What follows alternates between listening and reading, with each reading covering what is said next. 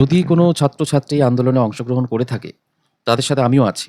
কিন্তু এই ছাত্রছাত্রীদের মধ্যে অনুপ্রবেশ করে যে সমস্ত অ্যান্টি ন্যাশনাল এলিমেন্টগুলো ভারত তেরে টুকরে হোঙ্গে বলছে, আর এই কমিউনিস্ট প্রোপাগান্ডাকে এগিয়ে নিয়ে যেতে এই সমস্ত এসএফআই প্লাস বাম নেতারা এদেরকে সমর্থন করছেন, এদের সাথে হাঁটছেন, এই বাম ইসলামিক জোট পৃথিবীর কোনো রাষ্ট্রে শান্তি আনতে পারেনি।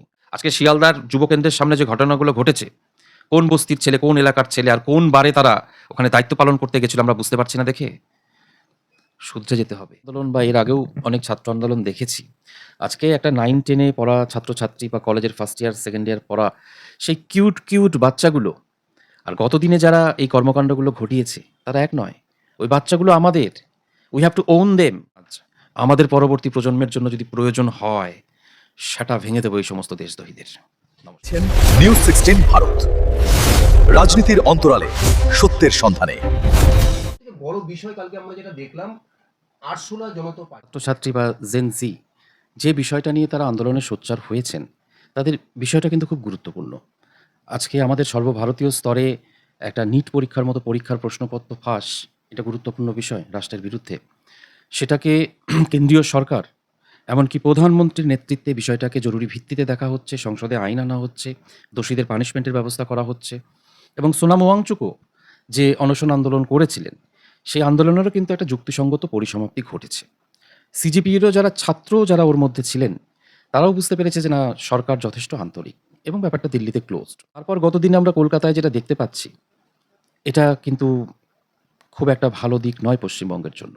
মনে হয় না যে এটা টোটালি ১.৫-২ বছরের জিওপলিটিক্যাল অ্যাসপেক্টটাকে একবার অ্যানালাইজ করে দেখেন, ঠিক যে জিনিসটা আমাদের পূর্ব দিকে বাংলাদেশে ঘটেছে, নেপালে ঘটেছে, পাকিস্তান বেলুচিস্তানের যা ঘটনা, পাক অকুপাইড কাশ্মীরের যা ঘটনা, মায়ানমারের আরাকান যে প্রদেশ, সেই প্রদেশগুলো যা ঘটনা, সেগুলোর পেছনে একটা তো ওয়েস্টার্ন ইনভলভমেন্ট ডিপ স্টেটের আছেই। শুধু ডিপ স্টেট নয়, আমাদেরকে এই সমস্যাকে খুব গুরুতরভাবে অ্যাড্রেস করতে হবে।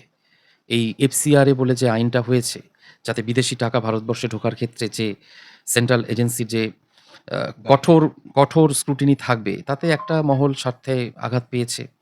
বাম ইসলামিক জোট যারা যুগে একটা রাষ্ট্রকে অস্থিতিশীল করার জন্য বসে থাকে, তারা উৎপেতে আছে। তো বিষয়টা শুধু বিদেশি ইনভলভড নয়, শুধু ওটুকু দেখলে আমাদের হবে না। আমাদের দেশের মধ্যে যে অ্যান্টি সোশ্যাল, অ্যান্টি ন্যাশনাল এবং অ্যান্টি এভরিথিং যে একটা গ্রুপ আছে, আন্দোলনজীবী গ্রুপ আছে, তাদেরকে স্ক্রুটিনির মধ্যে আনতে হবে। যেটা দেখলাম ভারতকে অশান্ত করতে না, যেটা ডিপ স্টেট বলুন বা যারাই বলুন, যেটা নেপাল বা বাংলাদেশে যেটা করতে পেরেছে, সেটা ভারতবর্ষে অনেকগুলো কারণে সম্ভব নয়। তার মধ্যে একটা রয়েছে আমাদের আয়তন। আজকে আমাদের ২৫-২৬টা স্টেট গভর্নমেন্ট রয়েছে, স্থিতিশীল স্টেট গভর্নমেন্ট।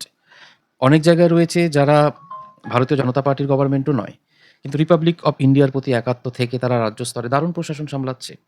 এইরকম নির্বাচিত সরকারগুলোতে ভারতবর্ষে নির্বাচনের মাধ্যম ছাড়া এই হুলিগানিজম করে ফেলে দেওয়া, এটা নট পসিবল। দেখলাম কালকে শিয়ালদা চত্বর থেকে স্ট্রিম মিডিয়া যাই দেখাক না কেন, এখন যে ছোট সোশ্যাল মিডিয়াগুলো হয়েছে, এমনকি কেউ যদি ফেসবুকে একটা লাইভ করেও শেয়ার করে, সেটা কিন্তু প্রায় সবার কাছে পৌঁছে যায়। গতকাল শিয়ালদা স্টেশন থেকে বের হয়ে ওই যুবকেন্দ্রের সামনে দিয়ে আসার সময় বা আরও একটা দুটো স্পটে, ইভেন ধর্মতলা এসে যে কাণ্ডটা ঘটানো হয়েছে, এটা কোনো ছাত্রদের কাণ্ড নয়। এটা পুলিশকে কঠোরভাবে সেই ভিডিওগুলো স্ক্রুটিনি করে দেখতে হবে এরা কারা। এই মাদ্রাসা ছাপগুলোকে এনইটির আন্দোলনে এসে তাদের করণীয় কী ছিল, কী করেছে, সেটার বিচার এবার দেখতে হবে, করতে হবে। দেখেছি, ফলত মুখ্যমন্ত্রী এই যে মুখ্যমন্ত্রী আছেন পশ্চিমবঙ্গে, তিনি যদি আশ্বস্ত করে থাকেন অ্যাকশন হবে। সরকার প্রশাসন এটাকে ছেড়ে কথা বলবে না। কিন্তু আমাদের নাগরিক সমাজকে একটা জিনিস বুঝতে হবে, সবকিছু আমরা ডিপ স্টেট, বিদেশি ফান্ডিং এজেন্সির প্রতি ছেড়ে দিলে চলবে না। আমাদের মধ্যে থেকে এই পাপেটগুলোকে ব্যবহার করছে কারা, তাদেরকে ফাইন্ড আউট করতে হবে এবং নিউট্রালাইজ করতে হবে। আর এটা করতে যদি আমরা নাগরিক সমাজ ফেল করি, একদিন আমাদের বাচ্চা-কাচ্চা, আমাদের পরবর্তী প্রজন্মের জন্য এরা বিপজ্জনক। আমরা দেখলাম পুলিশ থেকে যন্তর মন্তর আন্দোলন বা এর আগেও অনেক ছাত্র আন্দোলন দেখেছি। আজকে একটা 9-10 এ পড়া ছাত্রছাত্রী বা কলেজের ফার্স্ট ইয়ার, সেকেন্ড ইয়ার পড়া সেই কিউট বাচ্চাগুলো আর গতদিনে যারা এই কর্মকাণ্ডগুলো ঘটিয়েছে, তারা এক নয়। ওই বাচ্চাগুলো আমাদের। We have to own them. ওদের কথা আমাদের শুনতে হবে, ওদের সমস্যা আমাদের বুঝতে হবে, ওদের জন্য আমাদের কাজ করতে হবে, নাগরিক সমাজকে করতে হবে। আর ওই বাচ্চাগুলোর মধ্যে যে গুন্ডা, বদমাইশ এবং খুব ভয়ের ব্যাপার যে অ্যান্টি সোশ্যাল, অ্যান্টি ন্যাশনালগুলো এন্ট্রি করে নিয়েছে, এদেরকে আমাদেরকে সেগ্রিগেট করতে হবে, এদেরকে আমাদের নিউট্রালাইজ করতে হবে। আর এটা আমাদের ভবিষ্যতের জন্য এটা করতে হবে। ইভেন কি মোদির আমি বললাম তো যে যদি কোনো ছাত্রছাত্রী আন্দোলনে অংশগ্রহণ করে থাকে তাদের সাথে আমিও আছি, কিন্তু এই ছাত্রছাত্রীদের মধ্যে অনুপ্রবেশ করে যে সমস্ত অ্যান্টি ন্যাশনাল এলিমেন্টগুলো ভারত তেরে টুকরে হঙ্গে বলছে, আর এই কমিউনিস্ট প্রপাগান্ডাকে এগিয়ে নিয়ে যেতে এই সমস্ত এসএফআই প্লাস বাম নেতারা এদেরকে সমর্থন করছেন, এদের সাথে হাঁটছেন, এই বাম ইসলামিক জোট পৃথিবীর কোনো রাষ্ট্রে শান্তি আনতে পারেনি। আপনারা বাংলাদেশ দেখেছেন, নেপাল দেখেছেন, আরব বসন্ত দেখেছেন। এটা আমরা পশ্চিমবঙ্গ থেকে হতে দেবো না, পশ্চিমবঙ্গের লোকেরা হতে দেবো না। এখানে তো আরেকটা স্লোগান উঠছে, দেখুন, আমি জয় বাংলা স্লোগানের কোনো খুব একটা বিরোধিতা করি না। কেউ রাজনৈতিকভাবে যে কোনো প্রাদেশিক স্লোগান দিতে পারে, কিন্তু ভারত তেরে টুকরে হঙ্গের সাথে সাথে যদি জয় বাংলা স্লোগান উচ্চারিত হয় তাহলে তো সার্জিস আলমদের বংশধর ধরতে হবে, ওদেরকে ছাড় দেওয়া হবে না।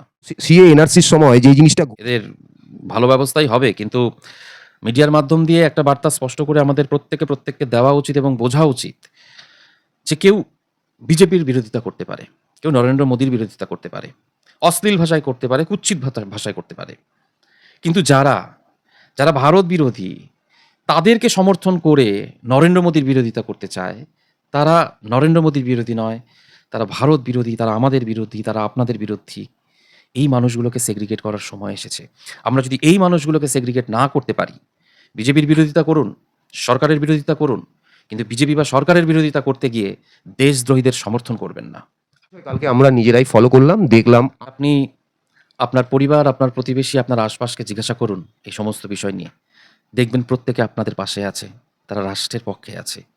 আর যারা নেই, এটা বুঝে নিতে অসুবিধা হওয়ার কথা নয় যে কাদের নিশ্চুপ প্ররোচনায় এই রাষ্ট্রবিরোধী কার্যকলাপ চলছে, তারা সফল হবে না। এই যে সিজেপি সংসদে আইন হয়েছে, কঠোর থেকে কঠোরতর ব্যবস্থা নেওয়া হবে।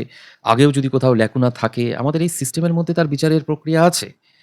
কিন্তু আমি একটা পুলিশ কর্মী ভাইকে গিয়ে মারবো, একটা অন্তঃসত্ত্বা পুলিশ কর্মীকে গিয়ে পেটে লাথি দেব, রাষ্ট্র সম্পত্তি জ্বালাবো, এটা কি ছাত্র নাকি? কারা মিশে আছে এদের সাথে? আজকে রাত 12টার সময় চার্চের পোশাক পরিহিত হবে ভেবে ব্যান্ড করতে করতে তারা ওখানে যাচ্ছেন। আজকে শিয়ালদার যুব কেন্দ্রের সামনে যে ঘটনাগুলো ঘটেছে, কোন বস্তির ছেলে, কোন এলাকার ছেলে, আর কোন বারে তারা ওখানে দায়িত্ব পালন করতে গেছিল আমরা বুঝতে পারছি না। দেখে শুধরে যেতে হবে।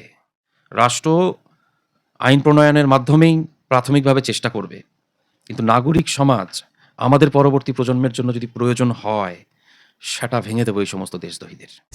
নিউজ 16 ভারত, রাজনীতির অন্তরালে সত্যের সন্ধানে।